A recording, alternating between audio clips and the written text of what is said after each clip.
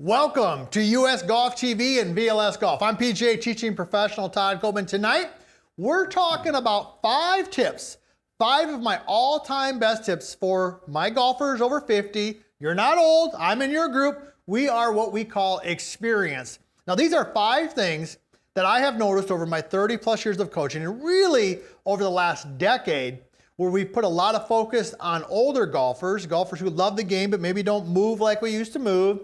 Don't have the flexibility that we used to have, but still love to play the game. What are some things that we can do to increase our longevity of how we play this game? I got 5 jam-packed things for you here tonight that I know are gonna help you do that tomorrow. The best part is there's a couple good drills, and there's a couple things that don't even require practice because they have to do with the setup. So, Nick, that sounds like a pretty good plan to me. I don't know, what do you think?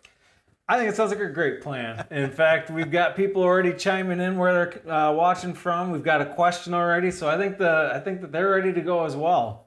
The group is ready to rock and roll. You guys, hey, you know the routine right here. We love hearing where you're from. Put that in the chat already. I see we got some of our guys from Delaware. We got Arizona already, Nick. Yep. We got people coming from all over. What else we got here? I've just got North Carolina to pop in too, so keep them coming. All right, keep those coming in. Throw in your questions. It can have anything to do with anything related to golf, and we're going to be able to help you out. But we always like to start with a little bit of a poll. Let everybody kind of get on here, get rocking and rolling. Tell us where you're from, and also what you want to talk about. We like to start with the poll. What was the poll question tonight? Poll was, what has changed the most in your golf game as you've gotten older? Okay. I've just posted it, so results are early, but we've got distance, flexibility, consistency, and balance. Right now, distance is in the lead with about half the votes, though. Okay, interesting. And you would agree with that, or what? I mean, you're not old, so you still got distance. I'd like to call myself pre-experienced, not quite there yet, but I'm cresting. You know, the interesting thing about we'll see how that poll goes. You can answer those right there if you want to. And you know, we're gonna give you something for free. I always like giving Nick a little bit of a hard time. I know he's got something planned for you a little bit later. But the thing about distance is that, yeah, I mean, somebody who's 60 doesn't hit the golf ball typically as far as somebody who's 24. But when we look at the top level players, you know, these guys who are playing the Champions Tour, the Senior Tour, whatever word you want to use, some of these guys, they still move it out there pretty good. And I was just reading a social media post today where they were talking about the average distance relative to the average age. And I was surprised, Nick, how short that was. I think it was like, don't quote me on this, but for the average golfer who was like 50, they might only drive at like 215, 220. And I'm thinking, man, we could help some of these golfers out. I think it's something kind of, I didn't see it, so I'm going to go by just guessing. It's probably kind of similar to what people experience with fishing, where, you know, the fish always ends up being a little bigger than it actually was. Maybe the drives are always, you know, a little longer. I know what I think I hit it. I know what I probably hit is probably not exactly the same. I hear ya. All right, hey, let's get rolling. You're at US Golf TV, VLS Golf. I'm PGA teaching professional Todd Kolb. I'm your director of instruction here tonight. I got 5 things for you that you can do. Now, these are specific to all of my golfers. I use the word 50. It could be 40. It doesn't, you know, it's not a hard stop at 50, but anybody who feels like they don't move like they used to move, maybe had their knee replaced from an old football injury or their hip hurts or you name it, these are 5 things that you can do that are going to help you play better golf. So let's get right into it. So the first one has to do with the stance. This is something that you can do tomorrow, requires no practice at all, and has to do, number one, with take a little bit of what I would call wider stance, okay? And also making sure that your toes are flared a little bit.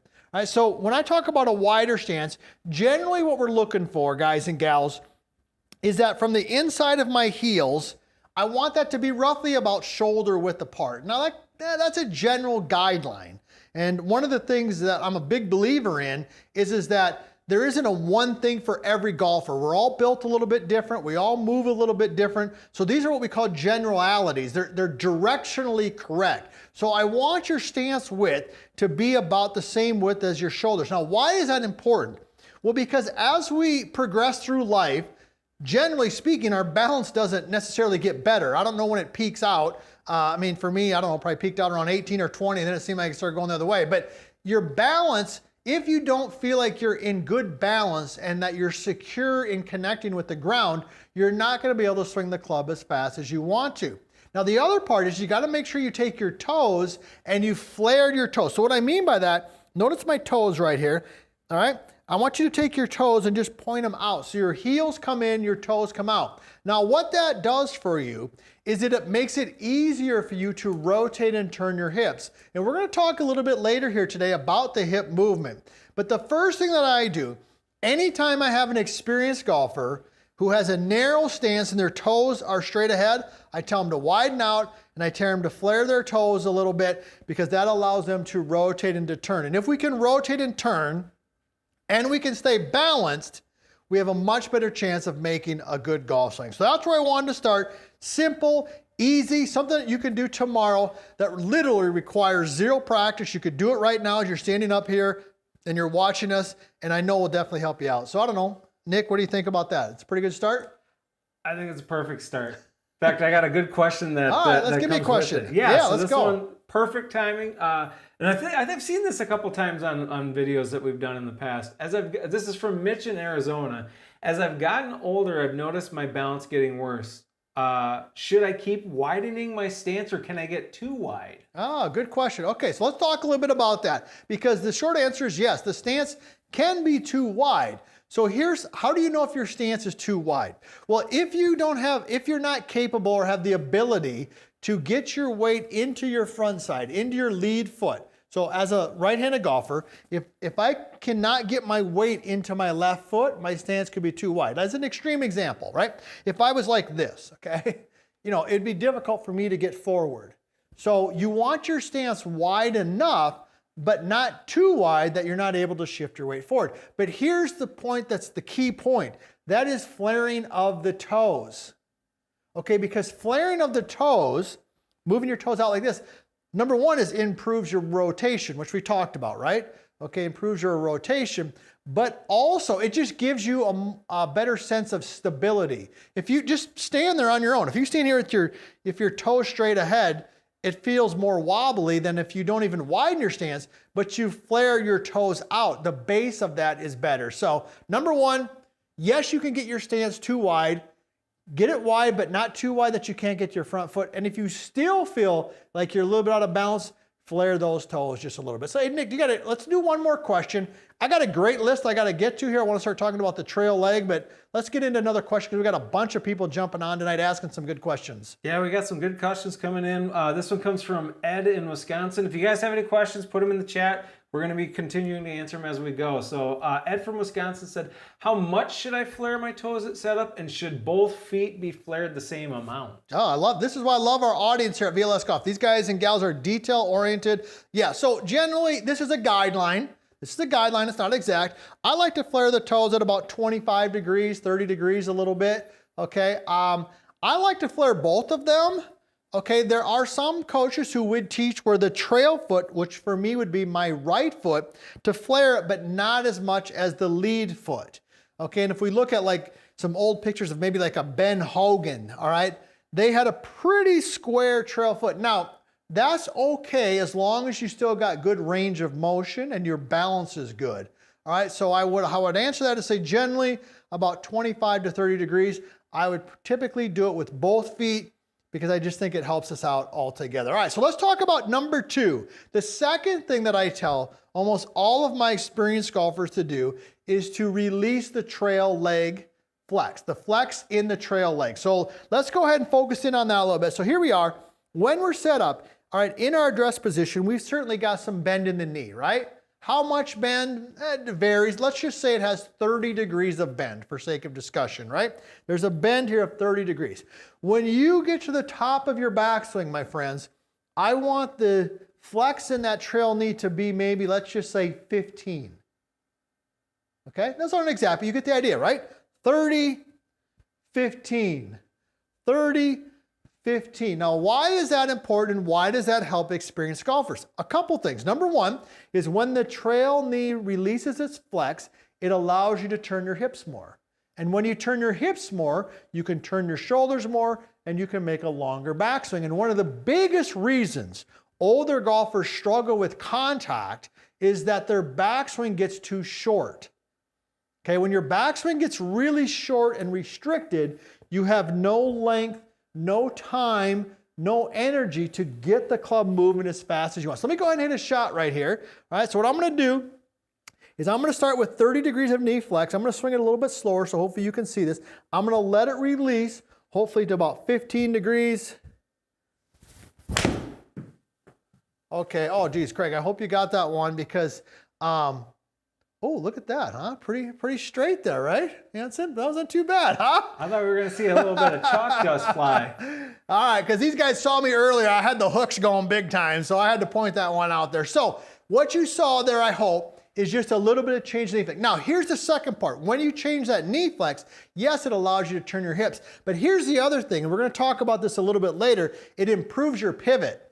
It definitely improves your pivot, okay? Because when you change that knee flex, when you allow it to release, your hips turn more and they stay a little bit more steady. So that's tip number 2. Let that trail leg release a little bit. Nick, I don't know, let's get into, should we take time? Let's get another question in here. Yeah, you bet. So this one comes from Terry in Nebraska. A good question here. What's the difference between making that big hip turn and simply spinning my hips? Okay, what's the difference between turning the hips and spinning the hips? I think this really has to do with the timing of it and at what point of the golf swing that it happens. The hips definitely have 2 types of movements, or the pelvis, whatever word you want to use. Okay, I'm not a doctor, so I'm not going to get into the anatomy of the body and the correct terminology. I call it the hips, all right? The hips definitely turn, okay? And they also have a little bit of side to side. So they have some side to side and they have some turn. When we get into problems with what I would call spinning the hips, it's really more a result of not turning the hips too much, but there's no side to side movement. So as an example, if I just stood here and I just spun my hips, boom, okay, this is not a good position because you can see where my weight went, right? On the downswing, if I didn't shift forward and I just spun my hips, that's not a good thing either. So you always want to feel in the hips. This is why we teach the 60-40. You start with a little bit of weight on your lead foot, the hips bump. Notice that? See that? A mini bump, bump, turn, bump, turn. If you have the bump and then the turn, you're not spinning out, you're not spinning your hips too much. If you don't have the bump, then you're probably spinning and you're spinning out. Really good question there. All right, let's get into number 3. The third thing that I want to talk about, and this is one of my favorites, so I'm going to give you a drill for this, and that is understanding that you can create a lot of speed in your arms. There's a lot of speed to be had in the golf swing just through the arms. Okay, now, there's a lot of conversation out there about, ideally if I had somebody who was, 25 and in great shape and practicing, absolutely. We want to see their body rotate. We want to see the arms and hands passive and just really feeling like the body is rotating and the arms and hands are very passive. That would be ideal. But if we're not able to move like that, which is one of the cornerstones of the vertical line swing, it's not that these other swings are good or bad or wrong or right, but what are you capable of doing? You've got to have a golf swing that you are capable of making.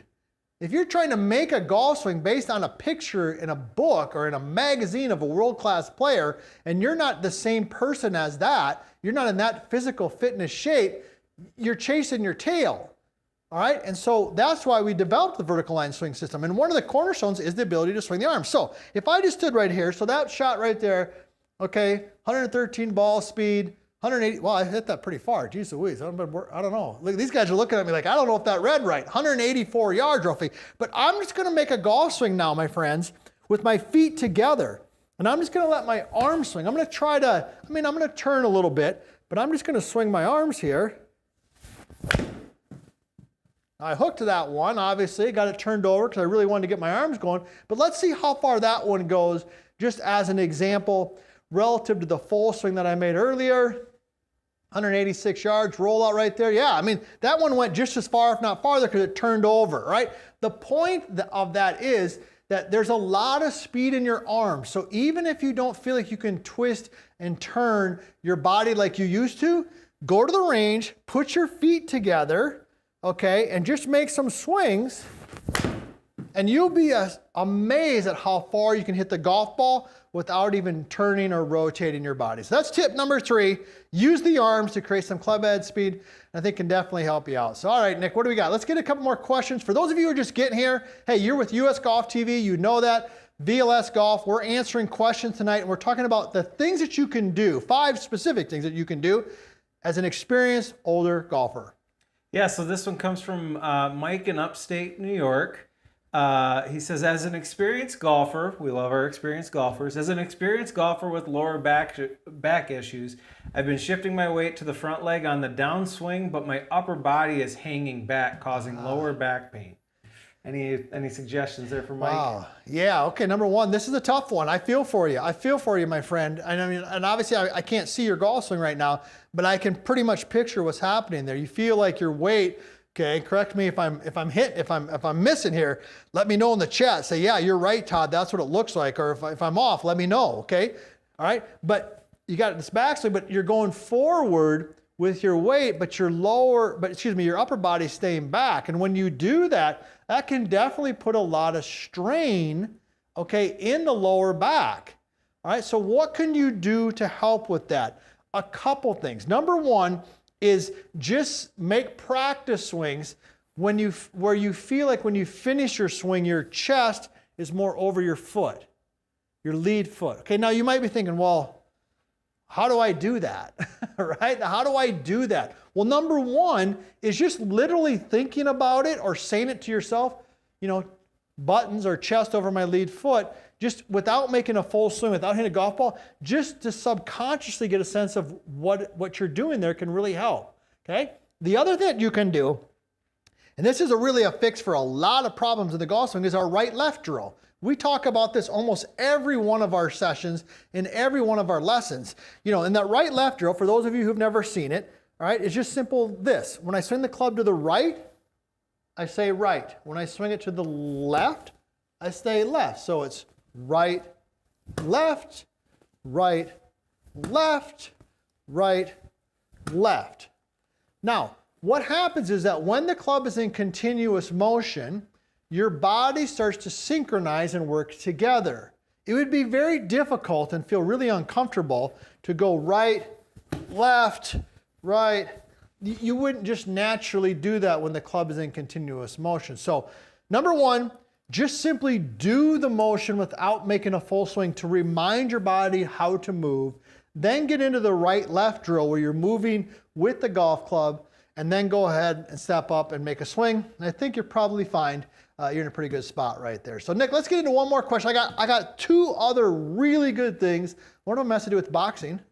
Never boxed around in my life, but the tip is good. And then I've got something about the driver I want to talk about also. But what else you got for me? Yeah, so this one is from Richard. He's 81 in Florida. Great. Yeah. It says balance issues and stiffer body, but still goes to the gym. So good on you, because I haven't been to the gym in too long. So he says, how do you find your turn limit as 81 and searching? I love this question. Well, number 1, hey, congratulations. This is an inspiration for all of us out there. Here's a young guy at heart. 81, working on his game. I love this. I love this. This is, not to go off on a tangent here, this is why we love our job. Here we are, 80 years old, and we're just trying to get better at this game we love. So the question really is, how do I know my limit? Okay, number 1 is I think you've got to learn to read your body. Read your body. If you feel like you're getting out of balance, maybe you've stretched the limit a little too much. Certainly, if you're starting to feel discomfort, okay, that's a sign like, okay, I'm probably overdoing it. Okay, so those would be the couple things generally that I would look for, okay, in terms of like maybe overdoing my rotation or my limit. So another simple thing that you can do is just go ahead and take the club. This is an old one. I didn't invent it. It's been around forever. And just go ahead and put it kind of across your shoulders like this here, and just turn a little bit. Just turn. Kind of like the other chip that we were talking about, my friends. Sometimes the best thing that we can do is to just make the motion and do it in slow motion without swinging a club or hitting a ball, just to get a sense of what does it feel like and where is it at, okay, before we just start swinging the club. So those would be my guidelines. Balance is a good issue. Obviously, any form of discomfort, red flag, maybe calm it down a little bit. And then also, for everybody out there, Nick can maybe put it in the chat, if the whole vertical line swing system, we have the book, The Bad Lie, it's available on Amazon, but there's a lot of other things that we can do in the golf swing that don't require more flexibility, but allow us to get more length to the swing. Let me say that again. There are many things that you can do in your golf swing, and we teach this in our vertical line swing system, all right, that you can do that make your swing longer without increasing your flexibility. Okay, the lead arm direction, all types of different things can really kind of help. So Nick can go ahead and put that in there for us. All right, hey, let's do number 4. Number 4 is I've got to help my experienced golfers understand how to rotate versus drift or shift. Because once again, as we get older, we tend to just kind of drift. All right, I don't know if it's a balance thing or what it is, but we tend to move this way, side to side, okay, versus learning to rotate. And in the golf swing, for those of you who have followed this for a long time, you know, okay, if you know it, maybe put it in the chat. We describe the golf swing in 8 words. We simplify the golf swing, we describe it in 8 words. If you know that, put it in the chat, and I'm gonna talk a little bit about that. But when we're moving in the golf swing, okay, the body's turning, right? And the arms are swinging. And far too often, I see my golfers drifting side to side. So here's the drill I want you to do. It's called the boxer stance drill. So we've all seen those promotional videos or pictures where the 2 boxers are kind of standing there, you know, 1 foot is forward, 1 foot is back, and they kind of got their hands up like this, right? But they're in this particular stance, right? It's a very distinct stance that they're in, all right? We want to do the same thing in this drill with our feet and our hips. So I'm sitting here like I'm getting ready to box, but what I'm going to do is just grip the golf club. So you'll notice my stance is pretty narrow, but my trail foot is definitely back. My lead foot is definitely forward. And I'm just going to make some swings. Boom. Now what you're going to feel when you do that is you're going to feel the freedom to just turn your hips and rotate and turn your shoulders. Because if you did it from this position, if you drifted, you would definitely fall over. And really good drills, what really good drills do is they put you in a position that forces the movement that we want to see. Remember the feet together drill, my friends? The reason I have your feet together is because when your feet are together, you're not going to be able to move side to side because you would fall over, which means you're going to have to swing your arms. The boxer stance drill, feet are close together in terms of width, trail foot back, lead foot forward, allows your hips to really rotate and turn. Let me go ahead and hit a shot like that, and then we'll get into a couple more questions. Here we go. Ball's pretty center. Lead foot forward, trail foot back. Here we go. A little turn. All right. And that's a simple way to learn to rotate versus drift. So, all right, Nick, what else we got? We got people coming in kind of still from all over here answering some good, some good questions. I want to talk about driver here before we wrap her up, but what else you got? Yeah, I got a good question about driver. I'm saving it till that next segment. But this one is from, I lost it. There it is. I make good, Miles in Nevada, I make good contact on the range, but start swaying when I try to hit it hard on the course. Any advice? I like this. Yeah, I got some good ones. What part of Nevada are you from? I'm curious. I spent some time Reno, yeah. I was in Vegas. All right. Hey, that's all right. We're still going to give you the golf tip. We're still giving you the golf tip. We like our friends in Reno. University of Nevada versus the Running Rebels down here. This is hard for me. Nick knows, Craig knows, for me to give a golf tip as a former Running Rebel, to give a golf tip to, I'm trying to think what is the mascot of the, up there. If you know, my friend, if you know it, put it in there. He'll know it. He'll put it in there first. All right. So question. Great contact on the driving range. I get to the golf course, I try to hit it harder. All right, here's how I would answer that. Number one is, we've talked about some of these things already. Understanding how we create club head speed is really important. Typically, when people try to hit the golf ball harder, longer, they start moving their body all over. So here's what I would do. I would definitely do some feet together drill. I would definitely do some boxer stance drill. You might even build those into your pre-shot routine. So your pre-shot routine might look something like this, just a little bit of, okay, feeling that, see there, boom, just, okay, yeah, I got that feel, and then step in, and then, boom, go ahead and hit it. the purpose of the pre-shot routine is to set the tone, to give you the feel of what it is you're looking for. So I would maybe build those into your routine. The other thing that you can do, this has worked pretty well. You got to watch it a little bit, based on flexibility, but is to feel like, if you're struggling with contact, feel like you're looking at the golf ball, assuming you're a right-handed golfer, feel like you're looking at the golf ball out of your trail eye, which would be your right eye. Feel like your right eye is looking at the golf ball as you take it to the top. Okay, that will naturally help you stay a little bit more centered with your turn. Typically, if we're struggling with contact, it's because our upper body is drifting too much side to side. So I've had a lot of success with my students by feeling like, hey, when you take the club to the top, feel like you're looking at the golf ball out of your trail eye versus looking at the golf ball out of your lead eye. That little tip right there can kind of really, really help you out. So, all right, hey, let's get into my other tip here, the 5. Let me go ahead and grab the driver here. I know Nick's got a couple more questions coming up, but I want to talk a little bit about the other thing I always have my experienced golfer students do. And this one has to do with the club itself. Okay, this is the driver, right? This is the driver, of course, but I want you to make sure that you've got a driver that's got plenty of loft on it.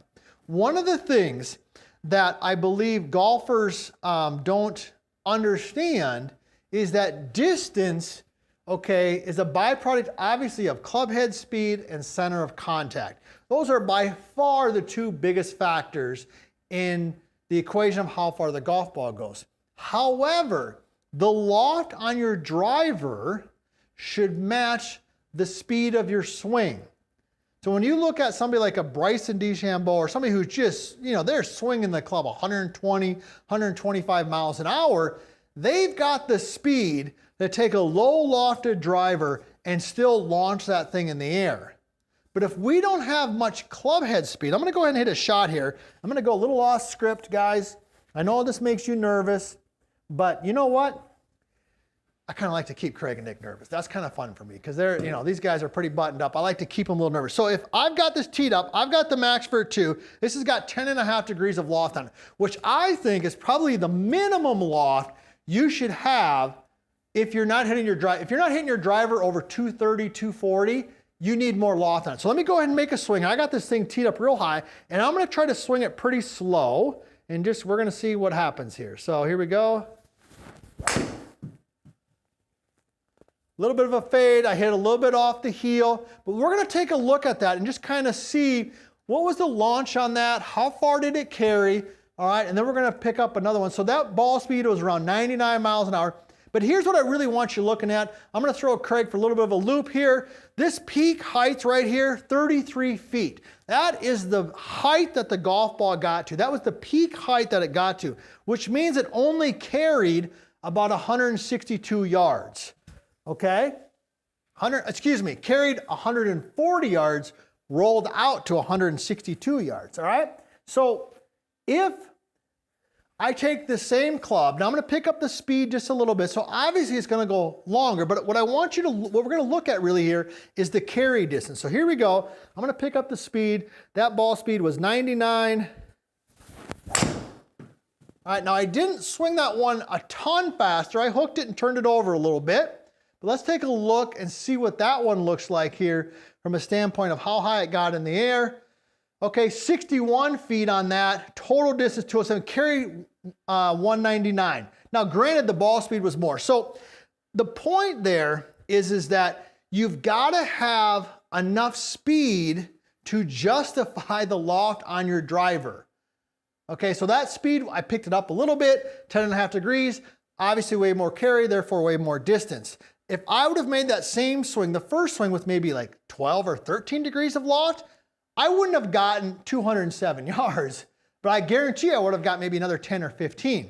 So the tip is if you have a slower swing speed, get a driver that's got more loft on it, at a minimum 10.5 in my opinion, if you're not driving the golf ball over 220, 225.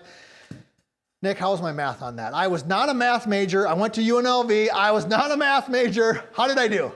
I got cute and threw a pole up while you did it, so it sounded good. I know that much. So. Okay, hey, my friend out there who's from Reno, who's probably got a better education up there north, he can tell me if my math was any good. But what else we got for questions? I believe it's the wolf pack. Hey, the wolf pack. That's good. That's good. Yes, the wolf pack. So we got Arsul from Washington State.